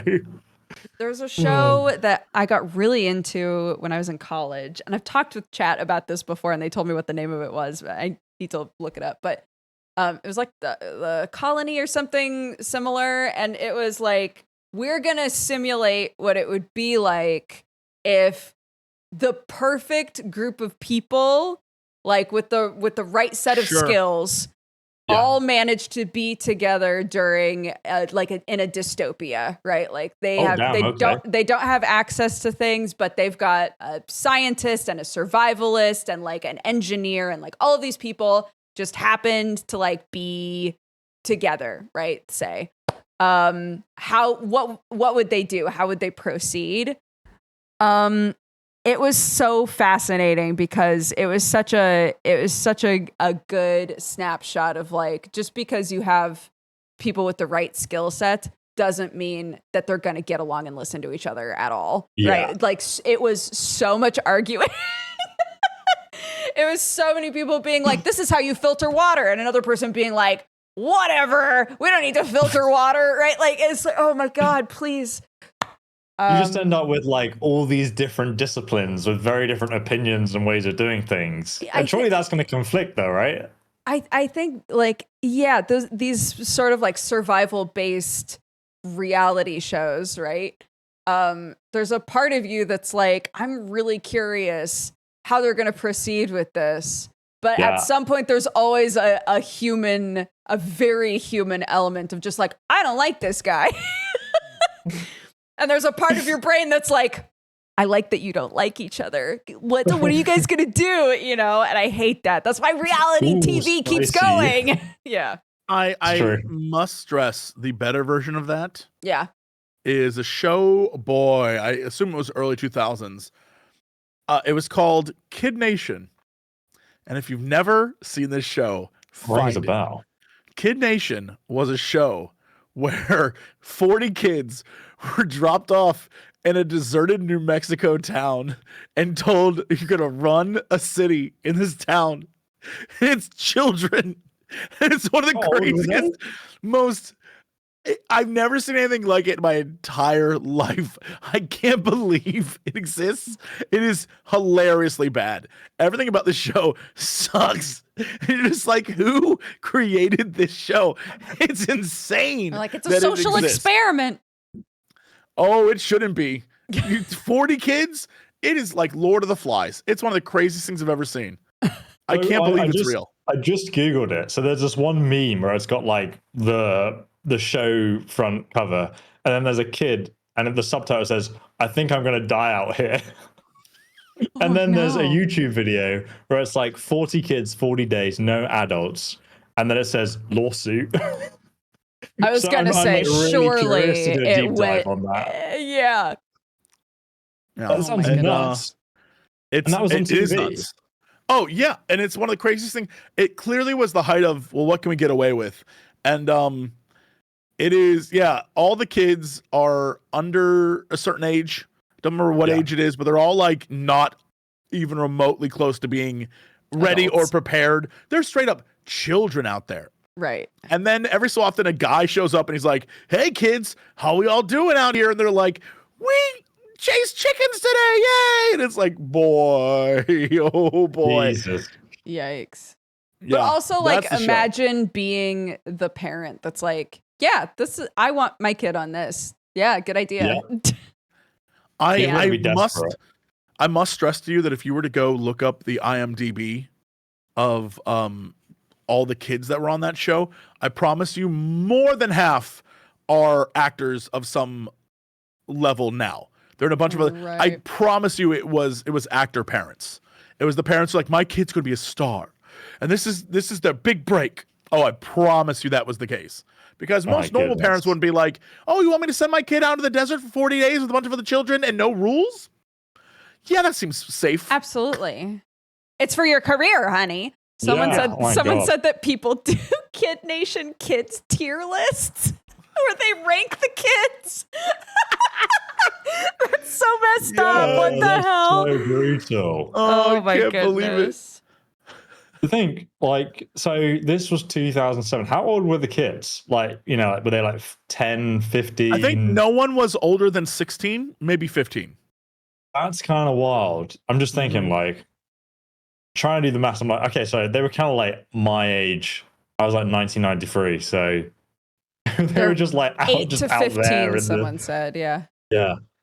Okay. An 8-year-old's like, all right, 13 to 15, sure, seems feasible. 8 to 15? There's no way I'd send my 8-year-old out with a bunch of 15-year-olds in the wild. Are you kidding me? No They'd just be like a way. slave to the older kids, wouldn't they? Yeah. Although that would, I want to go back. Now I want to go back and watch it because I feel like there's some dynamics there that I never picked up on years and years ago. Because I imagine there's definitely like that 8-year-old who like, sure thing, boss, whatever you say, 15-year-old, let's go beat up those kids. You know what I mean? Like, I feel like there's that vibe. Like, in order to survive, the 8-year-olds are like, find the meanest, angriest dude here and like, let's be his friend. I don't know. It's more like prison than a town, is what you're saying. Yeah, I feel like that's it. Yeah. To be fair, there's nothing more terrifying than like, you know, a bunch of kids like who are upset or angry. So I do think you've got, that's the right vibe. So there's just one season as well. Oh no, the company went bankrupt. Spoilers. It was a terrible idea, and I think they got sued by people. It was not smart of them to do. I love how they still aired the TV show though. I mean, that's just wild. I've got to watch this. It might have been like Survivor, where it was coming out like as they made the episodes. I don't know. Yeah, the kids that survived and made it. What a mess. I really want, this is making me want to like look up whatever the worst rated, like terribly just like bad reality shows where everyone was like, this is a terrible idea. Why did anyone make this? Like, do you mean like bad though, or just like downright dangerous? Where it's like this, how did this get greenlit? I wanna know what that list is. Yeah. What are the shows that got ended like halfway through the season? You know? Yeah. I mean, there's definitely like some stuff where I'm like, surely if someone asked you to do that, you'd be like, no, that could kill me. There's 2 shows that are in the running for one of the worst, although one is from the 1950s, which is crazy. It's called Queen for a Day. And they take, it says here, they dragged a bunch of lower class women in front of an audience and then would talk about their emotional and financial trauma and then give them their best day for a day and then be like, all right, bye. Which is so messed up. That's very exploitive. And then a more modern one apparently was a show called The Swan that aired in the early 2000s that was considered the worst due to the fact that the whole premise was we're going to take ugly and plastic surgery you into beautiful.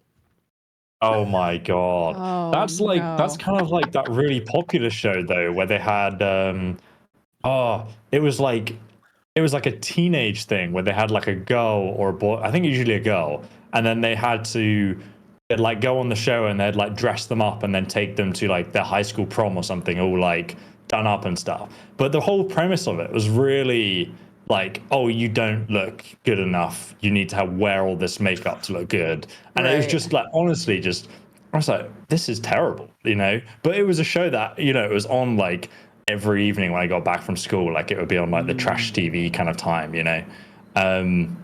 That kind of, I don't know what the name of that is. Someone must know it in the chat though.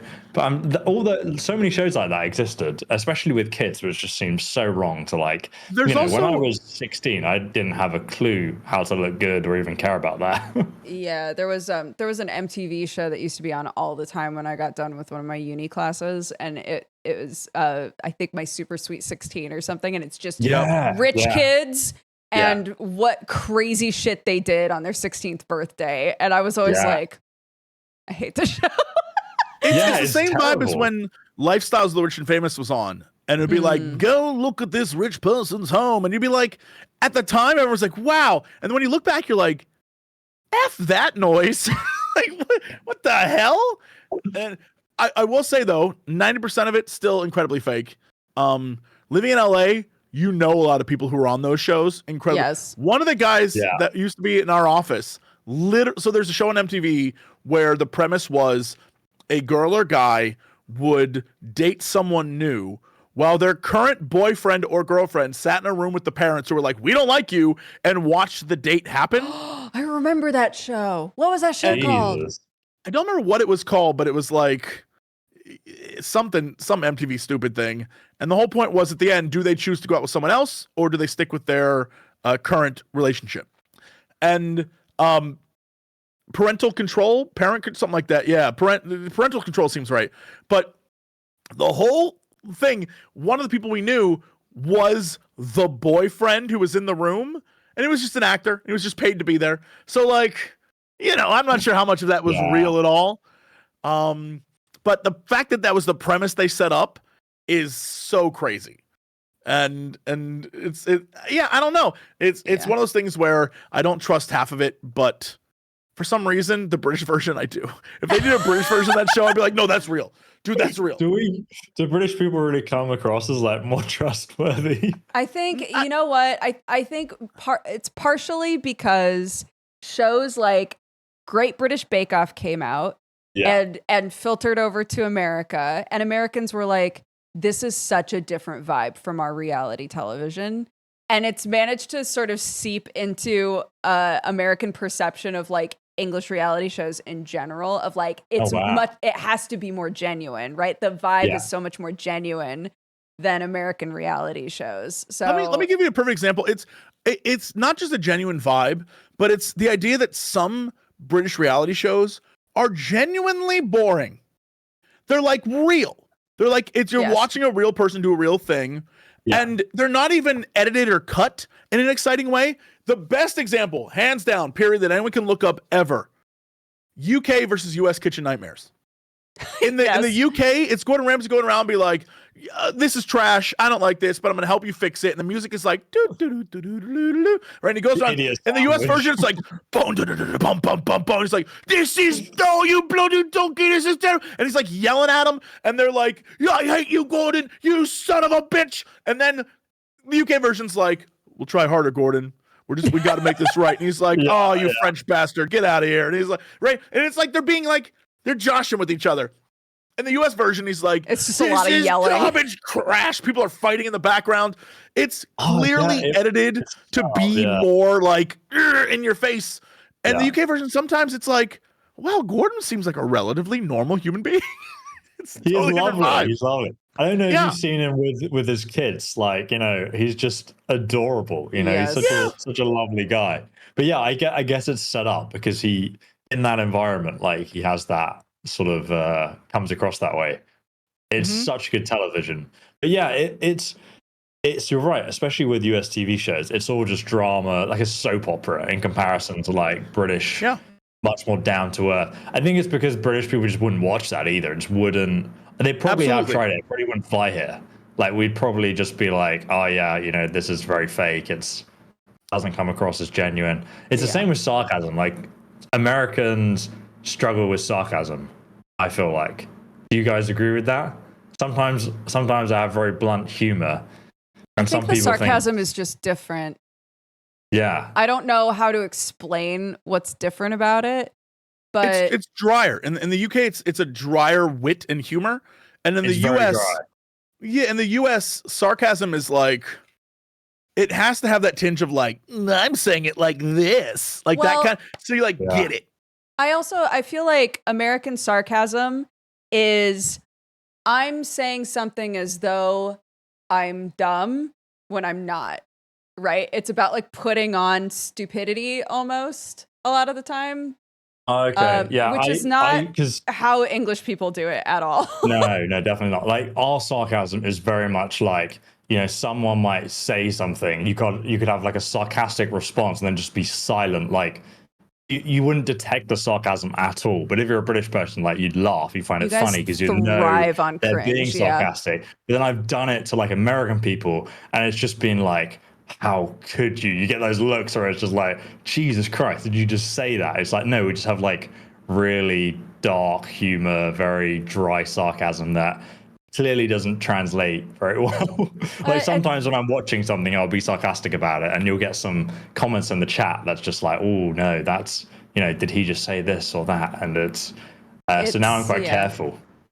I think having grown up in America and spent quite a few years in England now, it has become so starkly clear to me that like just because we speak the same language does not mean we perceive how one another talks the same way. And it's really interesting to have a conversation and have a moment like you're describing where you're like, I said a thing that seemed totally fine, but I can tell from the reaction that it's not being taken the way that I said it. Yeah, right. And if I was in America, it would be taken differently. But because of like tonal differences and cultural differences and all of these things, there's a huge conversation going on right now about politeness and how politeness is different from country to country, culture to culture, right? Sure. Oh, definitely, yeah. Because somebody made a video where they were like, how come Americans are like allergic to saying please, right? Sort of a thing. And a bunch of Americans were talking about how depending on where you are in America, sometimes please can come across really aggressive if you're like in a setting where you're asking for something. Sometimes please feels really forceful. Oh wow. And so it's like just politeness is different, right? And the words you would use in that situation are different. It doesn't mean that it's not polite, and it's the same from generational differences, right? Yeah.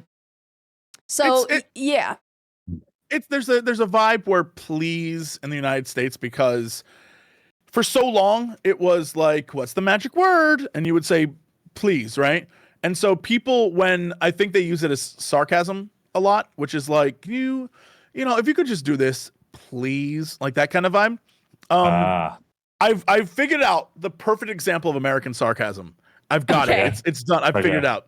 Okay. The episode of The Simpsons where Homer is told that he's making people happy. And he's like, oh, look at me. I'm making people happy. I'm the magic man in Happy Land in a gumdrop house on Lollipop Lane. That vibe where it's just like, oh, great. You know, like that kind of idea of being over exaggerated and like obviously making it a joke so people understand it's a joke. Yeah. That's, I think, you have to really spell it out. Yeah. But and then he says like, I was being sarcastic. In the UK, like if you do that in the UK, it's about like the subtleness of it, you know. It's almost like undetectable. That's what makes that's good sarcasm in my opinion. Not being obvious. Whereas like, yeah, this is like intentionally sarcasm to the point of it just not being funny anymore, being construed to that level. Yeah. Also, in chat, this is a great example. The idea of you're welcome versus no problem. I say no problem all the time. Same. And my parents are like, what? Like, don't say that. I'm like, honestly, I don't know your ass. I'm not gonna say you're welcome. It also seems a little bit like, I did a thing for you. You're welcome. You're welcome. Like, no problem to me is I opened the door for you and you said thank you. I'm gonna say no problem because it literally was no, this wasn't a special thing. I'm not gonna be like, I'm important because I opened the door for you.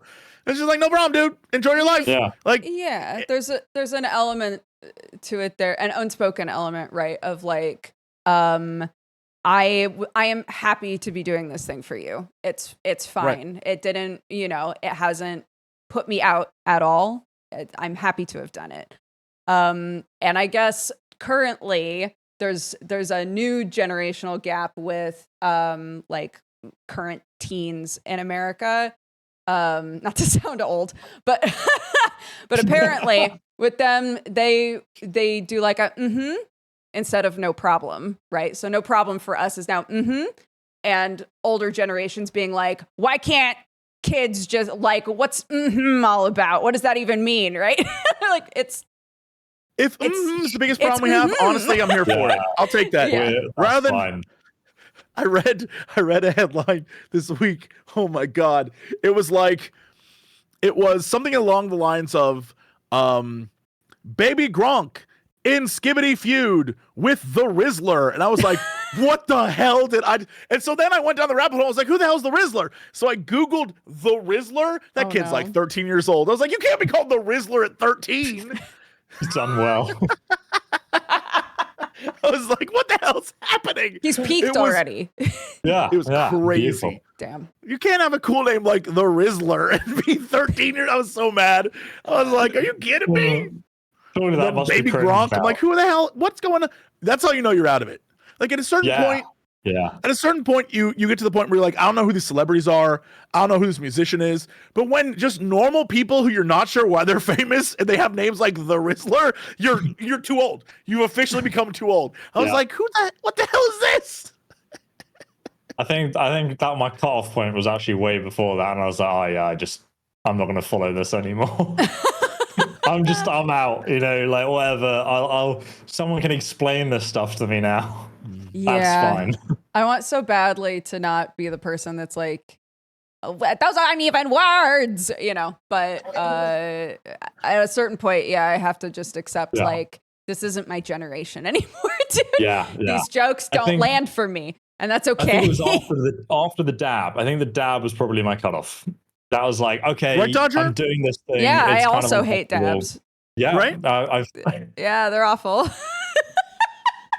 I'm pretty sure we got one on the show today.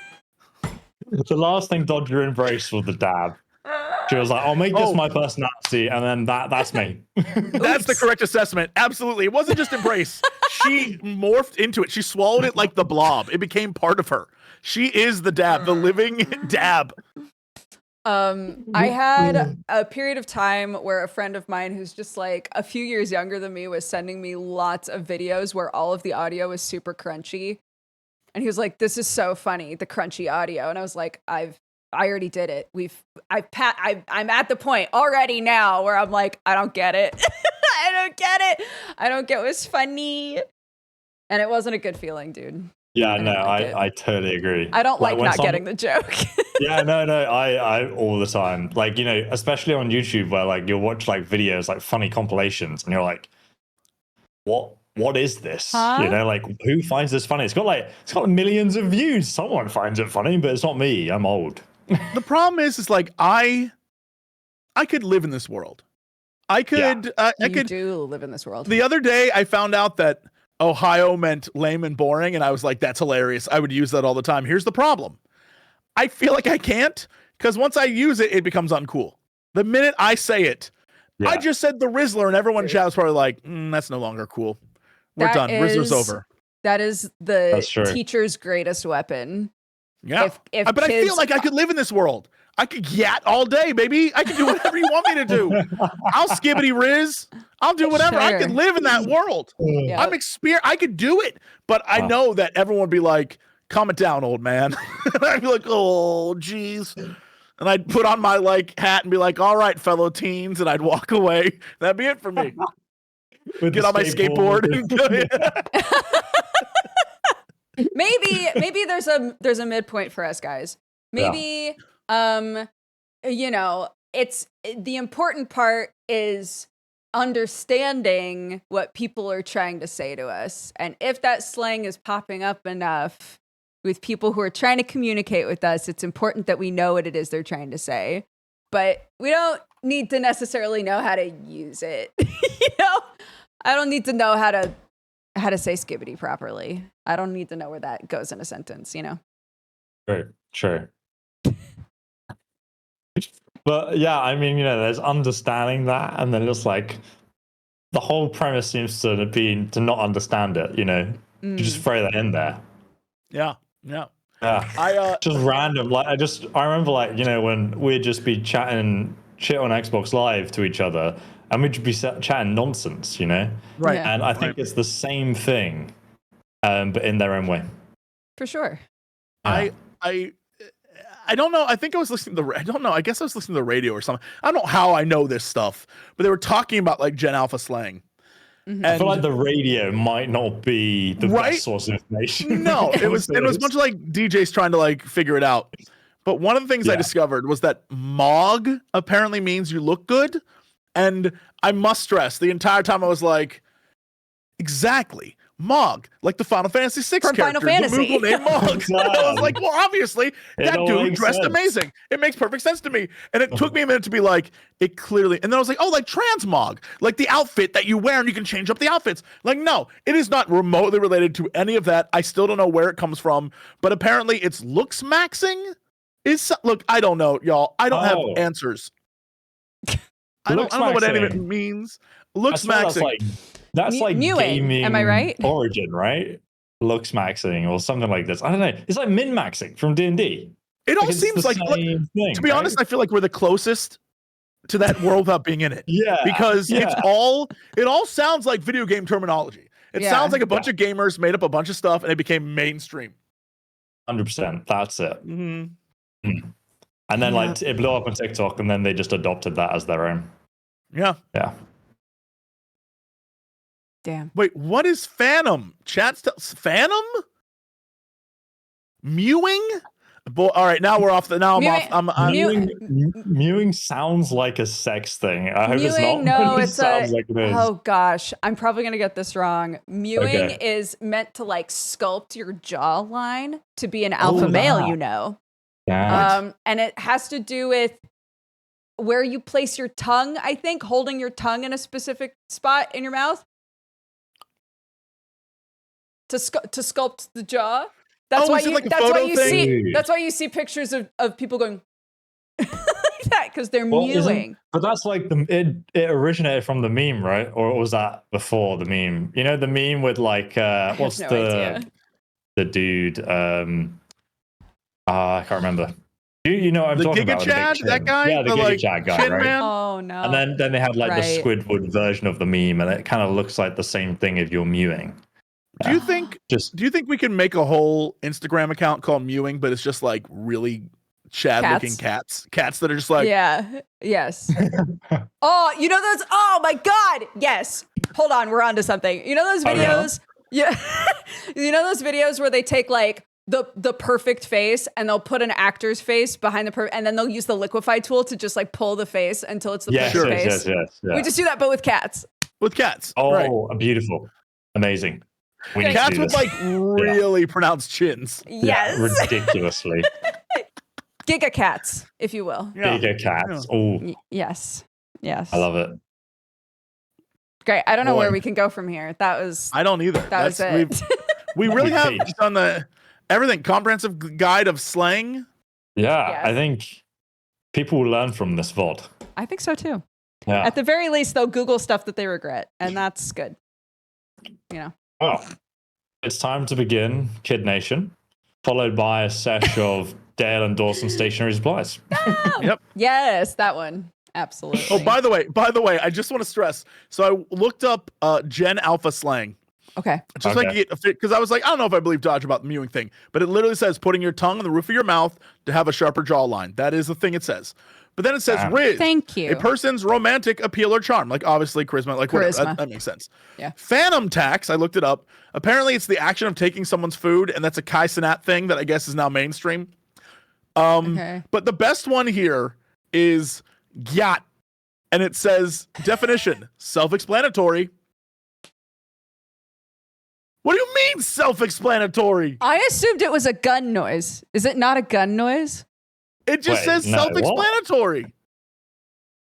Isn't it like got him? Or is it like, goddamn? What does it mean self-explanatory? I thought it was a big butt thing. Oh damn. Okay. I thought it was like a thick butt describe. thing. Like gyat. Like that's like gyat. Like that butt Like, is thick. Like I thought it was big Goddamn butt. that butt. So we might both be right. It is. But, it but is. my Okay. question is, why does it just say on this thing self-explanatory If Like, you do they don't not wanna know, go into then the you're not meant details to of know. Connected we are. of fine tushes? I don't know. It's so obvious that they don't even need an explanation. They Yeah, shouldn't like, you need should to know. explain it to you, dude. Yeah. Yeah, you should It's know. embarrassing young that you don't people. know. Yeah. I'm telling you. That's crazy. I feel Oh like my Steve God. Buscemi in the like radical shirt with the hat, like, how do you do, fellow teens? Like that's how I feel. Oh my god. And I think I can make it. I think I can go back to high school and be like, hey kids, have you played the Minecraft today? Like Are who's you- excited for Jack Black as Steve, right? My fellow teens? And they'd be Oh my like, go away, old man. Have you seen the picture that looks? I'm so sorry, Danny. I don't think you've Yeah. seen or met my husband at all. But Jesse, have you seen the picture that looks just like Sam? This is a screenshot from that. What do you mean? Oh, you mean yes. It's like if Sam had bangs, he would just look like it. The creeper picture with what's his ass in a pink shirt. It's just Oh Sam. yeah. Yeah. Anyways, Poor Sam. poor Sam. Anywho, Danny, you've been an amazing guest. We Thank you for having me. we sort of spring this on people, but Oh no. we would like for you to give chat homework. A movie, a book, a comic, a game, whatever, Oh. an activity, something that you think chat should take the time to do. They won't do it, but we're gonna tell them to anyway. So what? You tell them to like, I don't know, read a book, and then what? You quiz them on the book next stream? Like what? No, what's going on here? it's kind of like, here's a show that I think more people should watch, or Okay. here's a book that I read. I think more people should read it. That kind of a thing. What's something that you think that more eyeballs should be on, or more people should be engaging with? Gosh. Okay. I think there's some really good mods coming out for the Elder Scrolls Skyrim, like Skyblivion. So if you played the Elder Scrolls Oblivion, definitely check this out.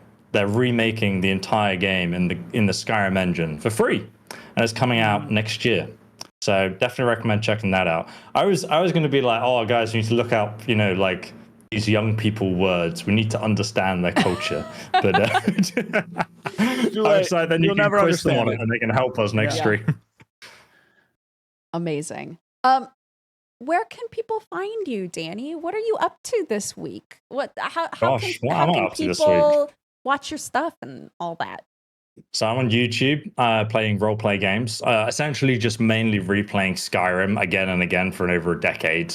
It's still not old. People are still modding it. New stuff's coming out. We've even made a mod list that automatically installs, so we take all that drama away from you. Nice. We got like a video guide of how to install it with an ENB and everything.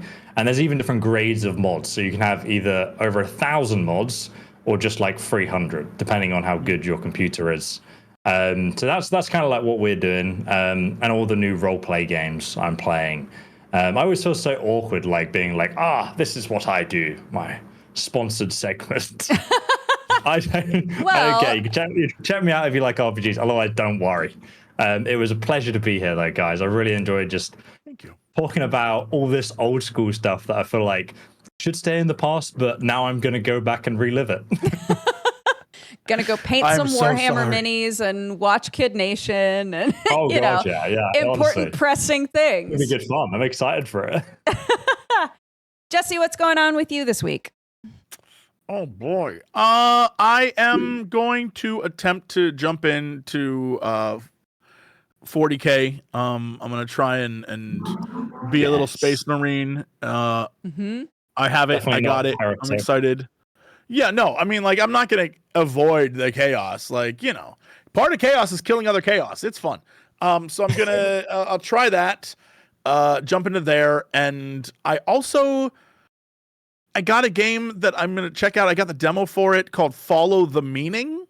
It seems very up the same alley as Rusty Lake stuff. So I'm going to check that out. And, there's a bunch of games that exist. Also, get ready. Finally, I'm almost done with my Final Fantasy XIV Dawn Trail review. It has been just taking me forever.